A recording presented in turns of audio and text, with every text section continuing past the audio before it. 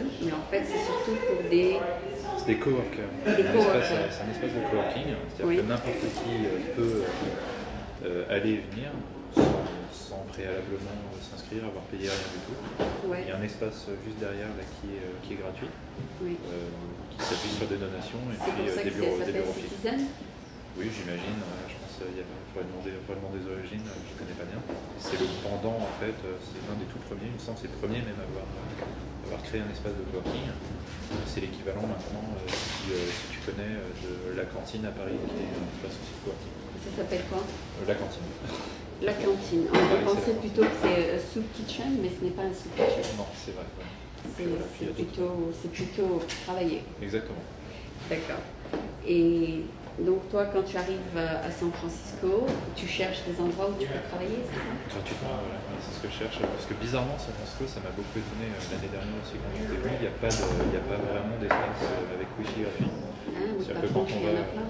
Non, ouais, c'est ça, donc ici on a, mais quand on va à San Francisco, moi je m'attendais à avoir Wi-Fi partout, que oui. ce soit gratuit. En fait non, dès qu'on va à un Starbucks, il faut payer, dès qu'il y a un autre, il faut payer. Il y a beaucoup de réseaux Wi-Fi fermés, c'est assez étonnant. Par contre, il y a quelques cafés où il ne faut pas payer. Il faut les trouver, oui, il y en a quelques-uns. Mais l'année dernière, par exemple, je suis passé par Hong Kong. Hong Kong, tu as plein d'endroits où quasiment tout est gratuit. Et ici, il y a la bibliothèque qui est gratuite. Enfin voilà, c'est comme à Paris, il y a la bibliothèque qui est gratuite. Enfin, c'est des lieux où il faut aller. C'est vraiment, en fait, moi je m'attendais à avoir quelque chose de différent de Paris, c'est comme à Paris. Il y a Et 3 justement, cafés notre mère est en train de travailler pour toute la ville sur Hawaï. D'accord. Mais il y a eu des oppositions parce que les gens qui vendent ça ne veulent pas. Oui, bien sûr, c'est dommage parce que c'est... Oui, il y a toujours les special interests. Exactement. Donc ils ne veulent pas que les bonnes idées s'implémentent. Il y a un gros débat. Il y a un gros débat là-dessus parce que justement, ils ont essayé avec Google de faire que ce soit gratuit pour tout le monde et ça fait 1 an qu'ils essayent au plus. Il y a tout ce qui est WiMAX en fait, qui continue à se développer et qui permettrait a priori d'avoir des choses intéressantes. J'étais à une conférence là, où Intel prévoyait aussi le déploiement de WiMAX à grande échelle. À grande échelle, Si Intel, Google s'y mettent, ça va peut-être coller, après tout le monde va perdre de l'argent d'Internet. Tous nos amis des télécoms qui mettent en place de la 3G vont avoir un peu peur, mais bon, il y a la 4G aussi qui arrive, donc non, c'est vrai. Ouais, mais ils vont sûrement faire de l'argent autre part, ils vont développer d'autres moyens de faire de l'argent. Oui, c'est vrai. Mais je veux dire, naturellement, de toute façon, je n'arrive pas à vivre, moi, quand je suis déconnecté. Il y a la 3G, la 3G aide beaucoup. En fait, en France, je vois pas de problème parce que j'ai la 3G. Là, je suis aux États-Unis, j'ai pas mon téléphone normal, donc j'ai pas la 3G. Donc dès que j'ai pas Wi-Fi ou autre, je suis beaucoup plus. Ouais, parce que c'est ton outil de travail. Donc je sais pas non plus si ça va vraiment se développer ou pas, parce que quelque part, si tu as ton abonnement 3G, 4G ou autre chose et que tu peux te connecter après partout, c'est pas. Enfin, ah oui, mais il faut payer quand même son abonnement. Voilà, c'est ça. Quand on est étudiant, c'est moins. Ici, je paye, disons, $9 en plus avec SBC Global, qui est mon abonnement pour avoir le téléphone à la maison. Et je peux aller dans tous les Starbucks et tous les cafés. Voilà, c'est ça. Mais je paye un peu plus. Okay. Par contre, si tu n'as pas ça, donc tu dois payer effectivement à Starbucks. Mais tout ça, c'est tous des moyens de faire du profit. Mais bien sûr, on peut toujours... Mais toi, tu es américaine, donc c'est pour ça qu'il faut... Alors moi, j'ai la double nationalité. Pratique. Et je suis franco-américaine. D'ailleurs, justement, hier soir, j'ai vu Capitalism, I Love You de... Tu sais, Michael Moore, il a fait une... Oui, je l'ai pas vu encore. J'ai vu la enfin, je l'ai vu à la télé, Michael Moore. Et il parlait justement 1% de la population qui a autant de revenus que 95% combinés. Et il pense que c'est une injustice. On en fait partie, moi je sais que j'en fais partie. Il y avait un site web, je ne me rappelle plus de l'adresse, on tapait son salaire, il disait dans quel pourcentage de la population on se situait. Et même si on mettait quelque chose, je ne sais plus, pour rigoler, je mettais genre 5 000 euros pour 5 000 euros par an. Qui est toujours dans le... 5 000 euros par an, on est toujours dans vraiment tout en haut du meilleur du meilleur. C'est là qu'on se rend compte qu'il y a beaucoup de gens qui gagnent. Il y a beaucoup de gens qui gagnent pas grand-chose. Après, mettre entre parenthèses au niveau de vie, il y a des endroits avec $3 on peut vivre. Cher. San Francisco avec $3 par mois, on fait pas grand-chose. Voilà, c'est ça. On va réussir à niveler la chose, c'est pas évident.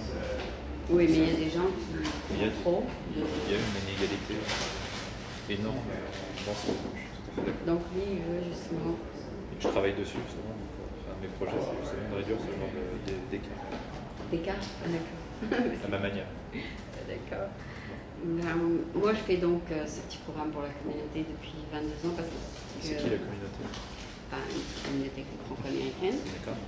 Et puis, depuis qu'il y a eu l'Internet, donc je mets aussi ça sur l'Internet. D'accord.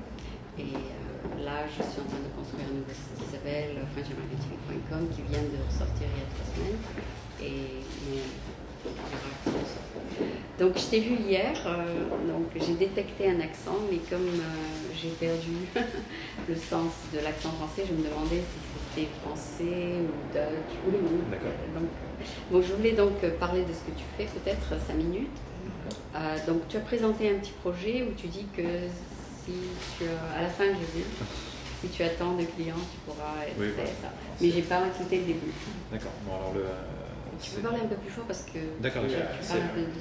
C'est un projet que j'ai présenté dans le cadre de Startup Weekend. Oui. Qui est, si tu veux, une sorte de, je sais pas si ça parlera un barcamp ou quelque chose comme ça. D'accord. Où tu travailles pendant 3 jours non-stop, de rien à quelque chose. Et donc tu pars d'une idée. Et tu as 3 jours, enfin 2 jours d'ailleurs le week-end, pour créer une entreprise. Moi j'ai pris ce sujet-là, parce que je suis en train de... Quel est le sujet? C'est une application sur iPhone. Ah d'accord. Et l'application que je fais en fait, c'est du tagging de sentiments sur une carte. Donc tu veux dire par sentiment? C'est-à-dire de dire, à un endroit tu te sens bien, tu vas dire ici je me sens bien. Et à un autre endroit tu dis je me sens pas bien, et là tu vas dire je me sens pas bien. Et petit à petit, en faisant ça tous les jours, tout le temps, tu vois apparaître une cartographie de comment tu te sens bien et de là où tu te sens pas bien. C'est le projet que j'ai fait. C'est un bon projet, parce que moi je me sens pas bien chez moi, donc il faudrait que je déménage.